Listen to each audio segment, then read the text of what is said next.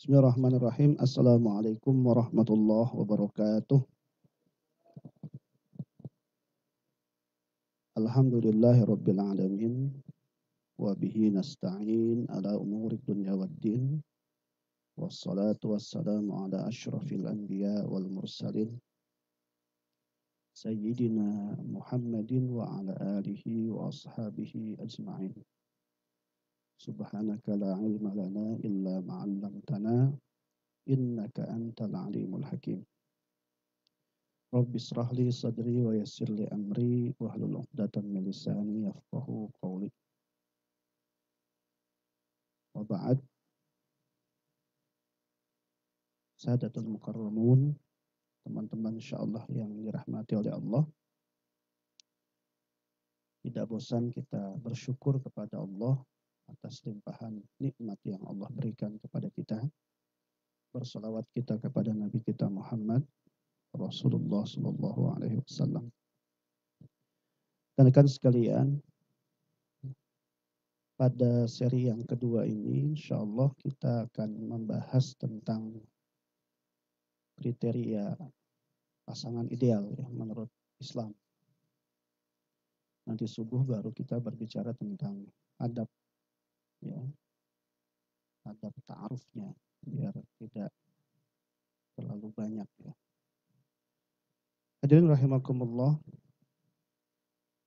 berbicara tentang pasangan ini penting ya, penting sekali. Kemarin kita bicara tentang tujuan, itu juga tidak kalah penting. Ya. Jadi keluarga sakinah ini adalah satu bentuk ya, harapan ya bagi siapapun yang melakukan proses pernikahan. Kita sering mendengar istilah sakinah, mawaddah, dan rahmah. Jadi menikah itu ya bukan sekedar jalan bersama, tapi living together, tapi hidup bersama. Maka kalau orang hidup bersama itu, kita harus paham betul pasangan kita. Bahkan bukan cuman kebaikan-kebaikannya, kekurangannya pun kita paham. Ketika kita nanti membahas tentang al-ajwaz as-salihah atau tentang kriteria pasangan yang ideal menurut Islam, itu kita tidak sedang berbicara tentang bahwa susah ya ternyata nikah itu cari yang ideal gitu. Karena memang tidak ada nanti yang ideal. Islam memberikan rumus umum saja, yang itu nanti kemudian idealismenya atau idealnya akan bisa jadi didapatkan ketika proses itu berjalan. Jadi bukan langsung dapat nanti cantiknya, dapat nanti misalkan agamanya bagus, itu kayaknya nggak nikah-nikah nanti. Ya, bisa jadi nggak nikah-nikah. Ada orang yang dia itu mau menikah karena dia nggak bisa move on dari mantannya, luar biasa cantiknya menurut dia, itu sampai sekarang misalkan nggak nikah. Ya. Ada yang kemudian bisa jadi dia pernah jatuh cinta dengan seorang perempuan ya, di masa lalunya, itu dari sisi wajah paras biasa, tapi kebaikannya itu nggak bisa ngelupain gitu. Itu yang mungkin kita bilang dari sisi agamanya. Baik banget orangnya sama kita, atau baik sama orang. Tutur katanya santun dan lain sebagainya misalkan. Muta'addibah, ya, beradab baik. Kemudian dia juga ya mutamassikah biddin, pelaksanaan agamanya cukup baik, ibadahnya cukup baik misalkan. Itu ada perempuan mungkin yang di zaman itu, waktu masih muda-mudanya kita, itu kita jatuh cinta dengan perempuan itu. Ya. Artinya nanti bisa saja itu tidak bertemu semua tipologi yang ada dalam Al-Quran ataupun dalam hadis. Empat-empatnya ada dalam satu perempuan. Itu saya kira juga agak sedikit sulit gitu. Oleh sebab itu nanti kita berbicara di dalam agama itu di bisa jadi ya, panduannya disampaikan idealnya seperti apa, tapi ada sisi prioritas yang kemudian itu yang memberikan kebahagiaan. Ya, karena bahagia di sini ya harus tidak semu, dia harus terus. Ya, bukan senang saat ada uang, ya, dibuang saat sudah tidak ada uang misalkan atau ditelantarkan gitu. Tapi keadaan apapun yang dialami oleh sebuah pasangan, bahkan nanti problem itu semakin kompleks di dalam rumah tangga, ya. Oleh sebab itu ada hal yang sangat prioritas gitu, yang dalam hal ini agama menyampaikan nanti. Ya, sisi mana yang diprioritas sehingga sisi yang lain itu sifatnya hanya tambahan. Bukan berarti nggak penting. Ya misalkan minimal kalau cantik, bicara cantik, asal nggak malu-maluin pas jalan ke kondangan kan gitu ya. Ya, kalau kita mau ngegandeng aja malu, berarti kan problem itu. Ya, teman-teman sekalian, ya, yang pertama kriteria pasangan yang ataupun calon pasangan, kalau kita sudah menikah katakan pasangan ya, yang ideal menurut Islam itu pertama adalah disebutkan di dalam Al-Quran, dalam hadis maaf, yang diriwayatkan oleh Bukhari dan Muslim, dinikahi perempuan itu karena 4 hal. Yang pertama adalah liha, karena hartanya, biha, karena keturunannya, bijamaliha, karena cantiknya atau ketampanannya, walidiniha, dan karena agamanya, fadfar bidzatid din, taribat yada, dan pilihlah karena agama, karena itu yang akan membuat kamu lebih tentram, lebih bahagia. Ya, itu ya. Jadi prinsip dasarnya di dalam kriteria pasangan itu ada 4 tadi. Kalau bisa dapat 4-4-nya, alhamdulillah. Ya, tapi kalau tidak, maka kalimat terakhir yang disampaikan dalam hadis ini adalah fadfar bidzatid din. Maka pilihlah karena agamanya. Maka kriteria yang pertama, ya nanti ada 4. Ya. Kriteria yang pertama yang harus menjadi patokan bagi kita yang mau menikah ataupun kita sudah menikah, itu dalam bahasa agama husnuddin namanya. Agamanya baik. Ya. Karena nanti ada hadis yang menyebutkan begini, walatun kihun nisa li husnihinna fala'allahu yurdihinna wala limalihinna fala'allahu yudghihinna wankihuhunna liddin. Janganlah kalian menikahi perempuan itu karena cantiknya. Bisa jadi nanti menghinakanmu. Atau menjadi hina karena kecantikan itu. Fitnah saja. Misalkan. Wala limalihinna. Dan juga bukan karena harta si perempuan itu. Bisa jadi yudghihinna. Membuat jadi apa? Terzalimi atau menzalimi. Tapi agama bilang bagaimana? Wankihuhunna liddin. Nikahilah mereka itu perempuan karena agama. Nah, gimana sih kita mengukur agama seseorang? Itu ya. Bagaimana ngukurnya ini? Agamanya bagus itu seperti apa? Yang pertama, ya bisa makan juga nanti waktunya.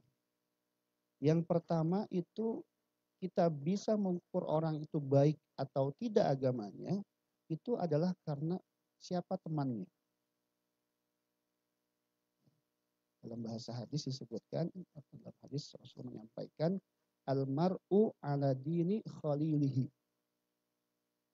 Seseorang itu tergantung agama temannya.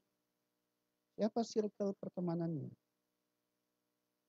Jadi kalau kita mau bilang orang itu baik atau tidak, bisa kita lihat dari siapa temannya.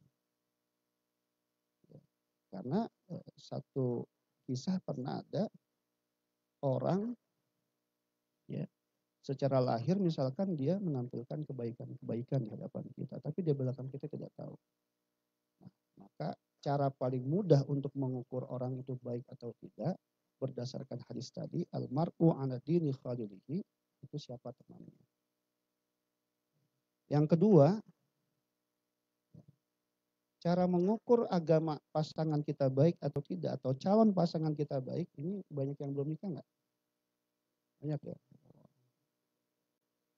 Rip dan nikah belum, Rip? Pak Guru? Belum ya? Mau yang kedua? Gondrong? Aduh, Masya Allah. Berarti pulang ya?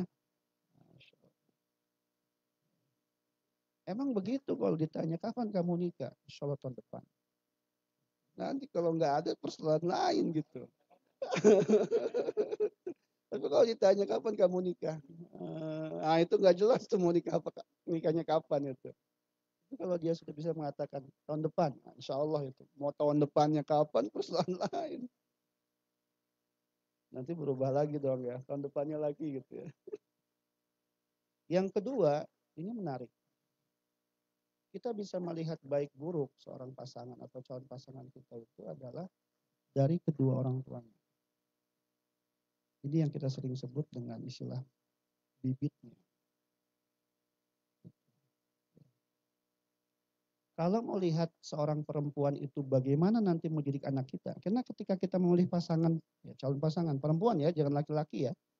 Ya, nanti milihnya laki-laki lagi. Bahaya ini. Lamaan di Korea kemudian tertular sama ya, orang yang suka dengan sesama jenis. Alhamdulillah. Ya. Jadi kita tuh bisa melihat seorang perempuan itu baik misalkan dia bagaimana nanti mendidik anak-anak kita. Karena ketika kita memilih pasangan itu kan bukan cuma sekedar menemani kita sampai dia meninggal. Tapi dia menjadi ibu untuk anak-anak kita. Saya tuh ketika berdoa minta sama Allah, ya Allah kasih pasangan yang dia itu siap mendidik anak-anak saya ya Allah. Ya. Jadi kalau melihat seorang ibu atau calon ibu, bagaimana dia, itu bisa dilihat dari bagaimana ibunya.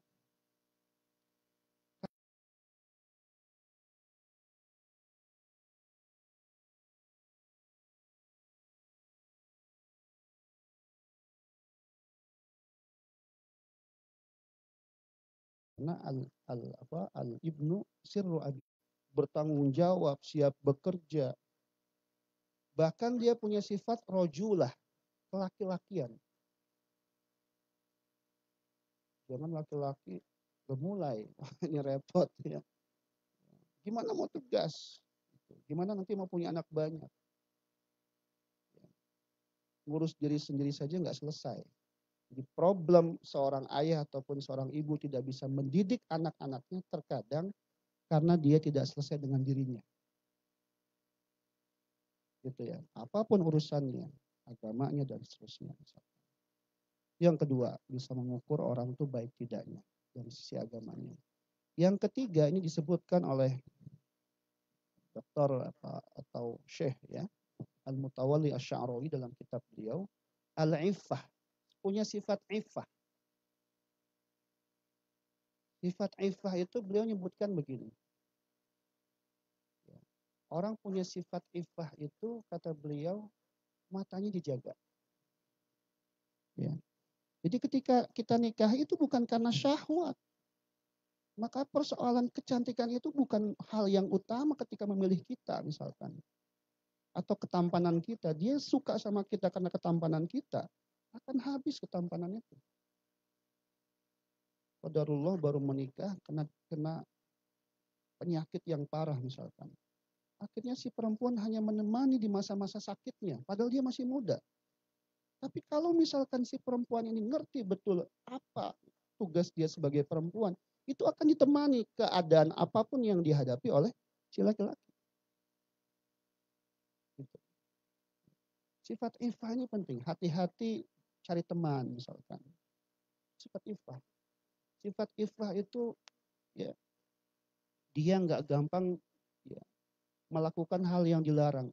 Bermaksiat itu sangat hati-hati dalam hidup. Makanya kata beliau, ya, kalau Sya'rawi itu mengatakan al-iffatu tajul mu'minin. Dia adalah perisai bagi orang-orang beriman.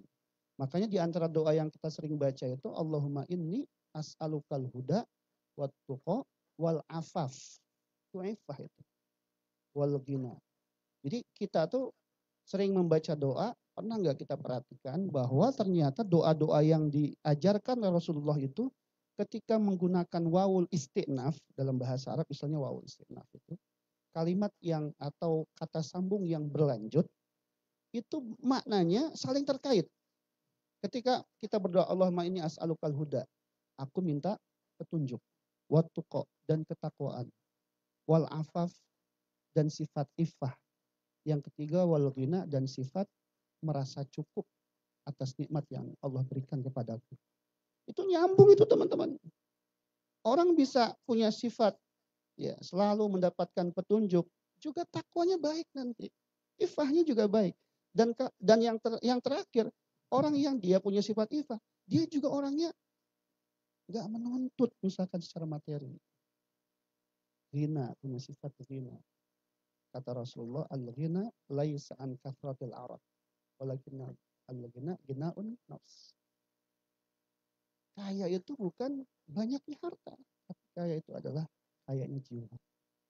Qanaah dia, merasa cukup dari apa yang Allah berikan. Ya, tapi kalau misalkan kita baru kenal dia saja, sudah ditanya, tadi berangkat pakai apa? Nanti maharnya berapa? Ini kan sudah terlihat. Sisi apa yang kemudian dikedepankan. Jangan bicara tentang 20 tahun yang akan datang, itu belum dijalani prosesnya saja sudah seperti itu. Dan biasanya orang begitu nggak punya sifat iffah. Gitu ya. Yang terakhir, kita bisa melihat baik buruknya seorang dari sisi agamanya adalah dari sisi kebiasaannya.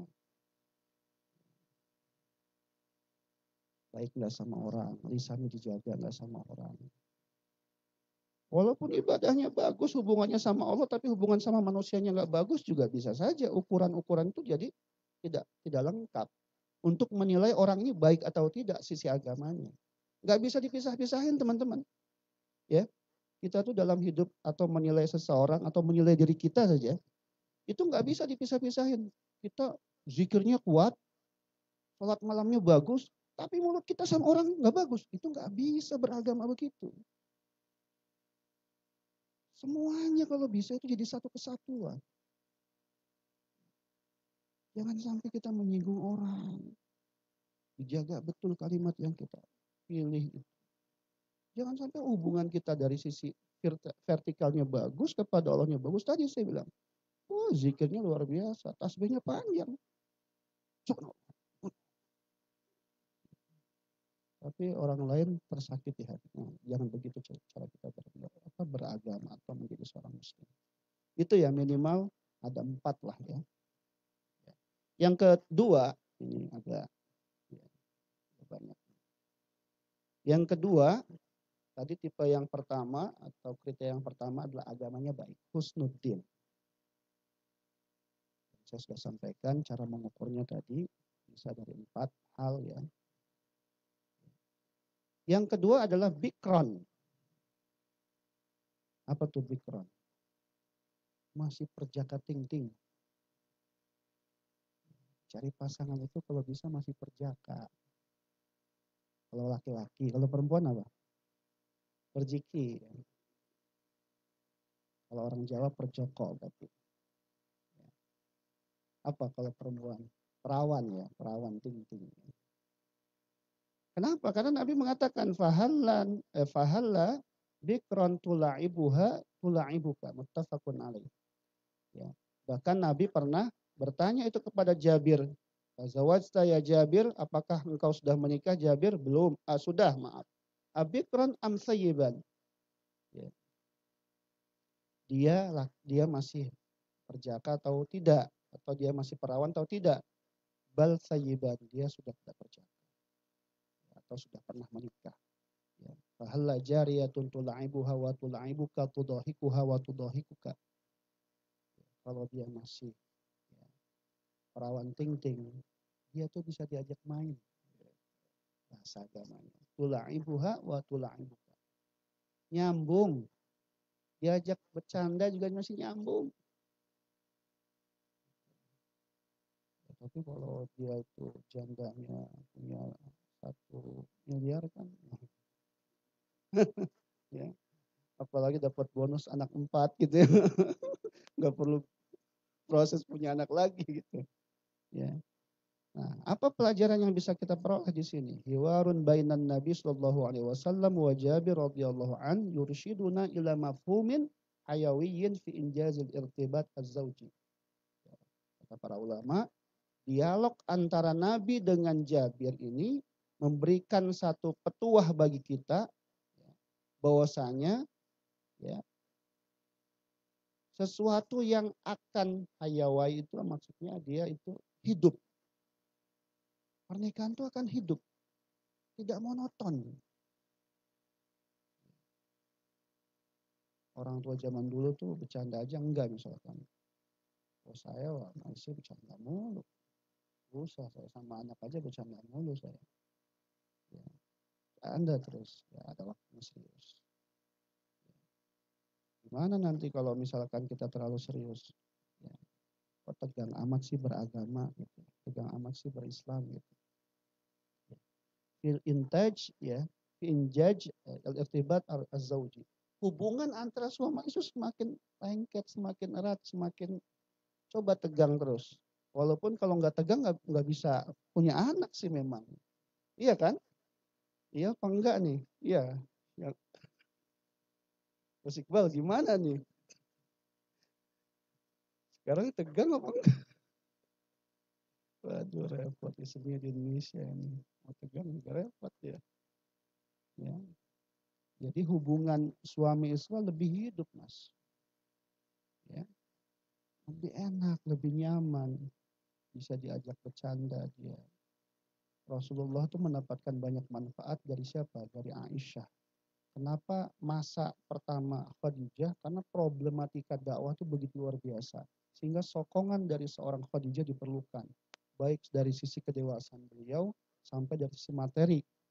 Nah ketika Rasulullah ditinggal oleh Khadijah, Rasulullah menikah dengan Aisyah. Kenapa? Karena proses nasrud dakwah, penyebaran agama Islam itu dibutuhkan oleh sosok yang sangat cerdas yang bernama Aisyah. Makanya kalau kita lihat hadis-hadis Rasulullah itu banyak annya dari Aisyah. An Aisyah. Ketika Rasul ditanya atau Aisyah ditanya tentang bagaimana Rasul ketika ini, ketika begini, ketika begitu, maka Aisyah bisa menjawab karena kecerdasan beliau. Jadi memang ada misi yang Rasulullah atau Allah Subhanahu wa taala perjalankan pada setiap fase yang dihadapi Rasulullah. Jadi itu yang kedua, ya. Bikron. Ya. Cari yang ini. Karena kita tuh nikah nggak cuma sebentar loh. Lama. Mohon maaf. Perempuan tuh ada masa menopause. Nanti ada ya, tujuan ketiga ini atau kriteria ketiga yang sangat terkait dengan nomor 2 ini. Masih perawannya ini. Yang ketiga itu al-wadudul walud. Dia punya sifat al-wadud itu penyayang, al-walud dia subur. Disebutkan dua kata ini dalam satu hadis. Tazawwajul wadudul wadud. Fa inni mukatsirum bikumul umam yaumal qiyamah. Nikahilah yang dia itu penyayang dan dia subur. Karena aku kata Rasulullah, mukatsirum bikum al umam. Senang umatku itu banyak nanti di hari kiamat. Jangan nggak bisa punya rencana anak banyak kalau istrinya ya, gak subur misalkan. Istrinya juga nggak bikron misalkan. Ya. Dia udah punya anak dari yang suami yang pertama misalkan. Dari jenengan mau punya anak jumlahnya banyak, nggak bisa, susah. Saya saja cerita sedikit, ya. Saya sama dokter kandungan istri itu udah disampaikan, Pak, stop ya, jangan punya anak lagi.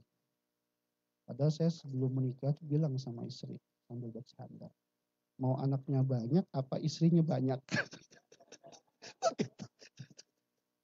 Canda. Live ini. Istri saya dengar. Mau anak banyak apa istri banyak? Anak banyak aja dah. Istri banyak, waduh. Gitu ya. Ternyata kata dokter kandungan itu, maaf nggak bisa katanya. Nambah lagi yang ketujuh. Kenapa? Posisi rahim istri sudah mulai tambah ke bawah. Belum lagi nanti usia 40 ke atas itu perempuan sudah mulai rentan. Tuh, coba kalau dia ya orang tua dulu makanya dia nikah sama gadis yang umurnya jauh. Iya kan? Ya, salah satu hikmahnya apa itu? Mau punya anak banyak atau orang tua dulu itu anaknya banyak-banyak. 10, 11. Kalau laki-laki semua kan enak. Ya tinggal dipakai jersey. Ya. Main bola kan. 11-an. Ya. Nah ternyata disebutkan itu oleh Ibnu Abbas ketika menjelaskan ya dalam tafsir Al-Qurtubi menjelaskan kalimat wa ja'ala bainakum mawaddata warahmah.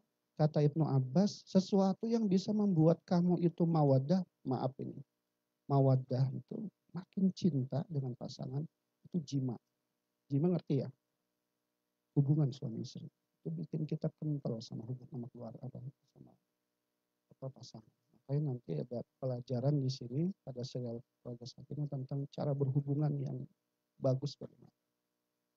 Karena itu ada ilmunya teman-teman. Jangan kira Ustadz juga nggak paham. Pinter. Ya, gitu. Nah, ternyata ketika bicara tentang rohmah, mawaddah, rohmah, rohmah itu kata Ibnu Abbas dalam tafsir Al-Qurtubi itu anak. Ya, yang membuat kita semakin cinta, semakin ya, penuh rahmah keluarga kita itu, makin sayang sama pasangan. Ya, itu adalah karena adanya anak. Berapa banyak keluarga yang akhirnya bercerai karena tidak siap saat Allah uji anaknya tidak Allah berikan kan gitu kan. Ternyata memang yang salah satunya memberikan rahmat itu adalah adanya anak. Nah anak ini akan bisa tercapai ketika punya kriteria yang ketiga tadi kan. Al-waludul wadud. Al-wadudul walud. Ya, yaitu orangnya subur. Makanya cari yang subur nih yang belum nikah. Ya, Mas Rizky ya. Bagaimana ngukur subur atau enggak subur? Lihat bibitnya. Gitu gampangnya. Lihat bibitnya. Dia punya keluarga berapa orang? Oh dia ternyata anak kelima. Oh berarti banyak itu. Subur insya Allah. Keturunannya saja banyak. Terakhir teman-teman sekalian. Kriteria pasangan itu adalah. Ya, kalau kita mau cari.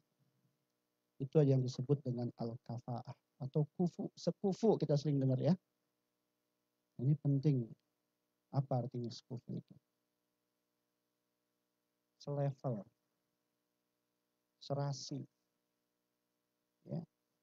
Dalam berapa hal? Ya dalam apa saja, dalam hal apa saja. Disebutkan di sini dalam 5 hal. Dinuha, nasabuha, hirratuha, istita'atuha, wa maluha.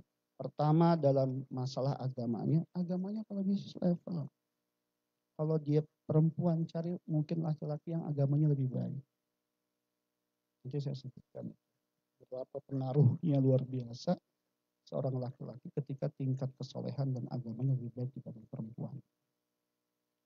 Yang kedua keturunannya. Jadi kalau kita itu keturunan yang biasa-biasa saja misalkan.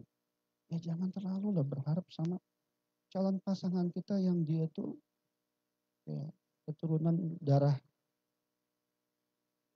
coklat gitu ya. Gak usah gondrong darahnya juga gak jelas gitu kan. Gondrong darahnya gak jelas mau punya yang darah biru dong. Gimana itu dong. Ya, janganlah terlalu itu terlalu tinggi ya. Ya boleh tapi ngukur diri lah. Karena nanti ternyata disebutkan oleh para ulama ini. Ba'dul ulama ja'al kafa'ata ya kafa'ata syartun ya syartu sihhatin nikah. Minhum Imam Ahmad. Ternyata sebagian ulama itu menjadikan kafa'ah atau kufu ini ya, level ini adalah apa? Syarat Nikah itu bisa dilakukan. Sampai begitunya gitu. Kan pernah ada cerita itu. Ya.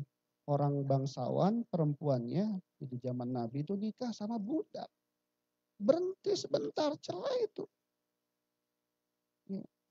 Jadi kita bukan nggak boleh punya cita-cita tinggi, tapi ngukur diri. Kalau misalkan di sini ada 5, kita agamanya bagus lah. Walaupun keturunannya nggak terlalu bagus-bagus amat misalkan. Kita agamanya bagus, nah nikah sama yang keturunan kiai misalkan. Kita bukan anak kiai. Bisa jadi dapat gara-gara agama kita bagus misalkan. Dari 5 itu, ya itu kita perhatikan betul itu. Ya. Kemudian hirratuha, ya, kemerdekaannya. Ya, ini mungkin bicara jangan sampai orang merdeka nikah sama budak. Ini nanti levelnya jauh yang akan membuat terjadinya apa? Perpisahan tadi. Susah nggak nyambung. Itu ada cuma di cerita-cerita teman-teman. Nggak usah percaya itu. Ya pernikahan antara seorang raja, anak raja dengan anak permaisuri dengan siapa misalkan. Itu cuma di film. Di cerita nyata itu sangat jarang terjadi. Ya. Kemudian kemampuannya, skillnya. Ya. Biasanya guru nikah sama guru misalkan. Ya, nyambung itu.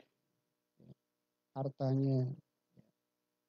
Karena tadi saya sampaikan bahwa kafah itu adalah sesuatu yang sangat diperhatikan oleh para ulama atau level ini, keserasian ini sangat diperhatikan untuk menjaga stabilitas rumah tangga itu berjalan terus. Ya.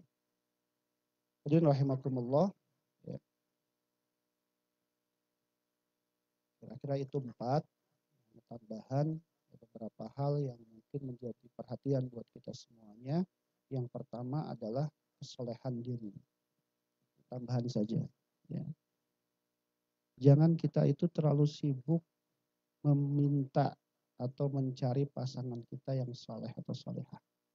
Mungkin kalau kita solehah, kita sibuk berharap punya pasangan saat kita sudah menikah sekarang misalkan. Atau belum menikah, berharap pasangan kita itu solehah. Jangan itu yang kita sibukkan, teman-teman. Yang kita sibukkan itu adalah kita menyolehkan diri kita. Karena istilah rezeki itu nggak tertukar itu benar. Dan nggak mungkin Allah ngasih yang nggak sepadan dengan kita. Ayatnya jelas. Al-khabithat lil-khabithin. Wal-khabithun lil-khabithat. Wat-tayyibat lit-tayyibin. Wat-tayyibun lit-tayyibat. Orang yang buruk, ya, itu dapatnya buruk. Orang baik, dapatnya juga baik. Jadi teman-teman, sekarang misalkan marah-marah terus misalkan. Udah sholat belum? Marah-marah terus sama keluarga di rumah. Jauh lagi lewat telepon, kan gak enak itu. Ya, jadi kalau telepon tuh tegang terus. Kesolehan kita yang dibangun betul-betul. Nyambung insya Allah. Ya, kesolehan kita tuh nyambung kepada anak dan istri kita. Ya. Dan rahimakumullah. Kemudian saya ingin menyampaikan gini. Pengaruh kesolehan suami itu luar biasa. Jadi kalau bisa kita jadi suami itu, kita itu memang punya level lebih baik dibanding istri kita. Kesolehannya, ya, kekuatannya. Kekuatan apa nih Mas Budi? Maksudnya struggle ya. Dia tuh mampu menghadapi persoalan-persoalan kehidupan yang dijalani dalam kehidupan dia nanti dengan istrinya. Kalau baru satu persoalan terjadi dia sudah mana ya, dia sendiri nggak bisa menyelesaikan persoalan itu. Bagaimana mungkin dia akan menghadapi waktu yang begitu panjang dalam pernikahan. Nanti nambah anak, nambah masalah, nambah. Jangan dikira persoalan itu nggak banyak. Kompleks teman-teman dalam pernikahan itu. Nah kalau kita sebagai laki-laki tidak punya, tadi saya bilang, jadi sifat qawwam itu mampu mendidik istri, solehannya juga jauh lebih baik dibanding istri. Kalau bisa juga sisi agamanya kita terus belajar, ya, dan kita bisa membimbing istri juga. Jangan kemudian misalkan seorang suami dia belajar rajin, istri ditinggalkan. Kata orang suaminya hijrah nih, istrinya nggak hijrah, udah nggak nurut lagi, nggak ngikutin seperti yang dia mau. Wah dia udah mulai celananya naik dikit, itu kan jenggotnya makin panjang, apa-apa sebentar-bentar, wah salah, salah, salah. Istri pun disalah-salahin akhirnya. Ya, itu nggak baik. Ya, harus sabar juga mendidik istri. Tadi pagi udah dapat ilmu ya Mas Budi ya. Ya insya Allah ya. Insya Allah. Ya, luar biasa. Jadi memang kita sebagai seorang suami harus sabar, betul. Sabarnya harus lebih baik dari istri. Ya. Jangan istri kemudian ya tiba-tiba telepon ke kita minta dikirimin uang. Kita langsung marah. Kemarin belum habis atau gimana sih? Udah minta lagi. Suami yang kadang-kadang telepon pun sampai di silent, oh nggak kedengeran. Atau kemudian ya teleponnya itu paket datanya dimatikan gitu kan. Pas istri pagi-pagi, kok nggak diangkat sih gitu. Udah tahu meminta uang. Janganlah begitu. Kalau saya tuh mohon maaf ya hal itu udah selesai lah. Saya sudah percaya dengan istri saya. Sehingga saya nggak akan mengatakan bahwa uang yang dikeluarkan itu buat satu hal yang tidak faedah. Sehingga ketika beliau minta, alhamdulillah berarti rezeki saya manfaat. Diminta lagi. Ya. Semakin banyak diminta dan habis nggak apa-apa. Semakin ringan beban saya di hadapan Allah. Itu aja. Saya nggak punya saldo di rekening. Alhamdulillah. Mas Budi. Ringan beban saya di hadapan Allah. Karena nanti akan dihisap harta saya. Gitu ya. Nah itu ya. Jadi kita tuh ibarat kapal tuh sebagai suatu nakoda. Anak istri itu ngikut kita. Kalau kita semakin baik nanti keluarga akan semakin baik. Kita semakin salah kita akan semakin, keluarga akan semakin. Kita sabar mereka juga akan penyabar. Tapi kalau suaminya benar-benar marah terus. Ya itu saja yang dapat saya sampaikan. Ya saya kira cukup. Karena waktu yang batasi kita semuanya. Ya, semoga ya bagi yang belum menikah ya bisa terus ya meminta kepada Allah ya jangan pernah remehkan doa ya jangan pernah remehkan doa. Nah karena ketika kita mau berdoa itu berarti kita serius mau mencapai tujuan yang kita mau gitu ya. Tapi kalau kita tidak mau berdoa berarti nggak serius nih, mau mencapai tujuan. Nah orang kalau sudah mau berdoa dia pasti berpikir wah apa yang menjadi ya pendukung doa saya dikabulkan sehingga dia sholatnya baik, dekat sama Allahnya baik. Tapi kalau dia udah malas berdoa, nah, pasti dia nggak mau memperbaiki diri. Tapi kalau dia mau berdoa, bangun malam akhirnya dia mau berdoa, sholatnya rajin. Karena dia juga tahu bahwa kapan waktu-waktu yang terbaik untuk berdoa. Jadi saya harap kita semuanya ya jangan pernah malas untuk berdoa minta sama Allah biar keluarga kita ya seperti yang diharapkan sakinah mawaddah warahmah ya tinggal sama istri itu tenang gitu jangan pernah konflik gitu ya itulah yang disebut dengan sakinah. Terima kasih mohon maaf atas segala kekurangan ya laku minkum Allah maghfir lakum wa tarik. Assalamualaikum warahmatullahi wabarakatuh. Ngapunten Ustadz ada pertanyaan? Oke. Oke, langsung saja kepada jamaah yang mau bertanya, monggo satu jamaah satu pertanyaan. Persilakan. Banyak tuh. Assalamualaikum warahmatullahi wabarakatuh. Ini tadi kriteria kita mencari istri atau suami itu perjaka salah satunya itu ya. Perjaka ataupun perawan. Bagaimana jika mendapatkan janda gitu. Apa keutamaannya secara agama? Kemudian saya pernah dengar katanya jika menikahi seorang janda itu sama dengan berpuasa sepanjang hari, sepanjang tahun seperti itu. Itu benar apa enggak? Saya pernah dengar seperti itu. Mungkin barangkali nanti ada yang ingin mencari janda atau janda lebih baik. Pertanyaannya tadi adalah janda ya. Yang saya ingat janda soalnya. Ya. Pertama yang saya mau jawab itu adalah kalau ada hadis yang tadi disebutkan, berarti bertolak belakang dengan hadis ini yang tadi saya sampaikan. Kalau dua dalil bertolak belakang, maka cari yang paling kuat. Itu rumusnya. Ya, kalau ada dua dalil yang berkaitan atau yang berhubungan, ya, tapi kok ternyata bertolak belakang dia. Agama atau dalil yang pertama bilang suruh nikahnya yang perawan, tapi kok ada dalil lain yang menyebutkan nikahilah yang janda, maka kamu nanti seperti orang puasa terus. Ini kan nggak logis jadinya, nggak nyambung. Nanti akan dilihat nanti kekuatan dari dalil ini seperti apa. Ini apakah hadisnya sahih, tingkatannya mutawatir, ataukah kemudian hadis yang ini lemah. Ya, karena hadis lemah itu secara logika kata para ulama itu bisa dilihat, ini logis apa enggak gitu. Ya, hadis itu dikatakan lemah bahkan sampai tingkatan maudhu misalkan palsu, itu bisa dilihat dari sisi ya dia itu logis atau tidak. Ya, jadi yang pertama dari sisi dalil, ya ini saja sudah bertolak belakang. Ya, tadi kan disebutkan juga kenapa kemudian perintahnya lebih dikedepankan yang perawan. Seperti itu. Ya, kalau bicara waktu kita tinggal dengan dia panjang, ya seperti itu kan. Kalau dia masih muda kan juga itu saat kita mau terus bermainnya lebih lama gitu kan, gampangnya kan? Mau main sama dia lebih lama, jadi masih muda, bisa. Beda 10 tahun misalkan, beda 5 tahun sama kita karena lebih muda.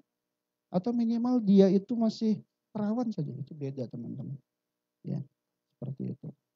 Apalagi tuh pertanyaannya?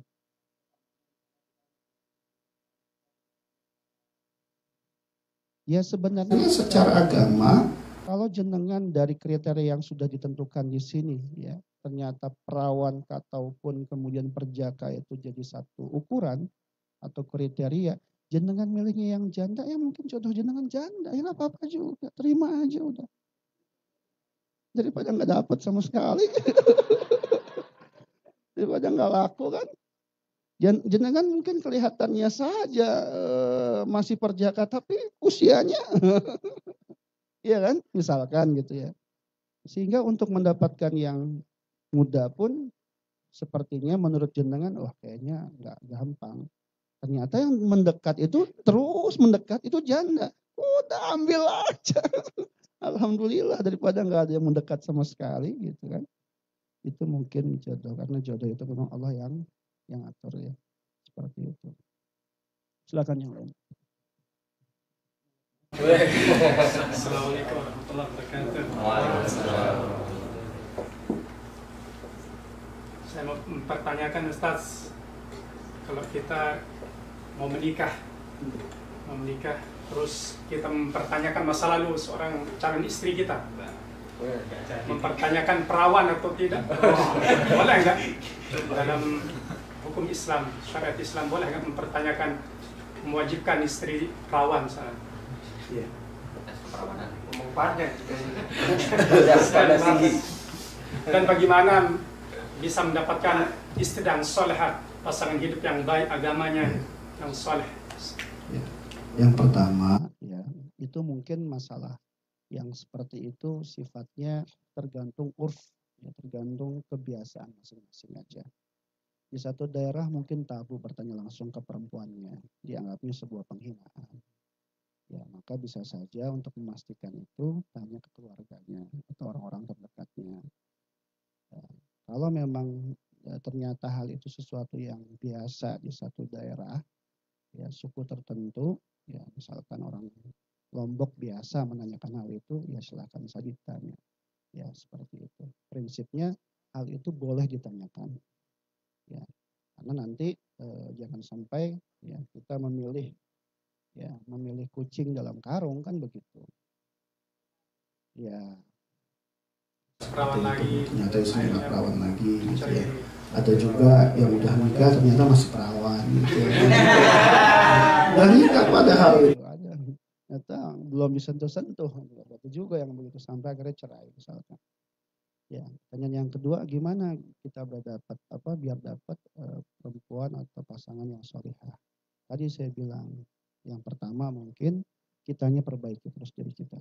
Ya, karena kebaikan kita itu cerminan apa yang kita dapatkan. Yang kedua, carinya di tempat lingkungan yang tepat. Ya. Kalau mau cari yang solihah, nyarinya di pinggir jalan, ya susah. Seketemunya gitu.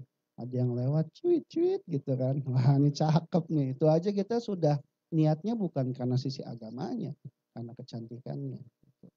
Maka sekali lagi kualitas kita itu sangat ya, berpengaruh terhadap kualitas perempuan yang kita dapatkan. Paham ya maksudnya ya? Oke, saya kira itu.